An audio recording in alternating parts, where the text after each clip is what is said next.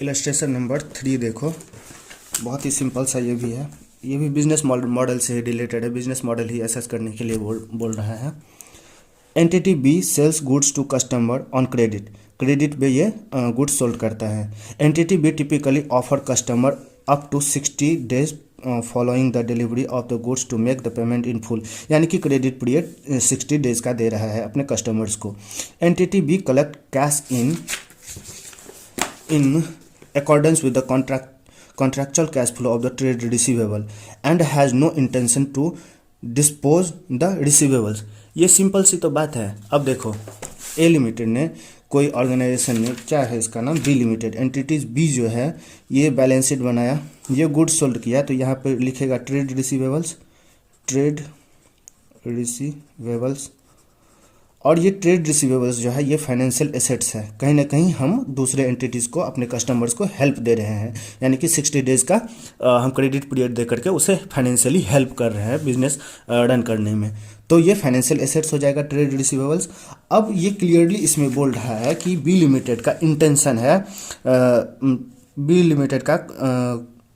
है, ऑब्जेक्टिव है to receive collect contractual cash flow in accordance with the contractual cash flow of the trade receivable, यानी कि according to the contract इसका intention है कि हम अपने ट्रेड रिसीवेबल से कैश रिसीव करें। तो इसमें तो क्लियर इंटेंशन है कि इसका बी एंटिटी, क्या नाम था इसका, एंटिटीज बी का बिजनेस मॉडल क्या है, to receive contractual cash flow, to collect contractual cash flow, ये इसका बिजनेस मॉडल है। देखो, एंटिटी बी ऑब्जेक्टिव इज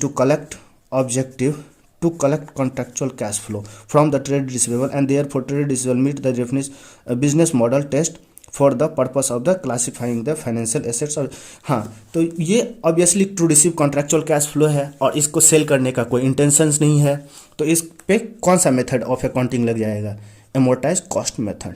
हालांकि ये पूछा नहीं था, सिर्फ हमें पूछा था कि इवैल्यूएट बिजनेस मॉडल, लेकिन इसमें लिख दिया है कि ये एमोर्टाइज कॉस्ट मेथड अकाउंटिंग अप्लाई होगा इस फाइनेंशियल एसेट्स को इवैल्यूएट करने में, यानी कि ये जो ट्रेड रिसीवेबल्स है फाइनेंशियल एसेट्स, इससे इवैल्यूएट करने के लिए, इसे मेजर करने के लिए हमें एमोर्टाइज कॉस्ट मेथड अप्लाई करना पड़ेगा, क्योंकि इसका बिजनेस मॉडल यानी कि ऑब्जेक्टिव है to receive contractual cash flow. बहुत ही सिंपल सा क्वेश्चन था।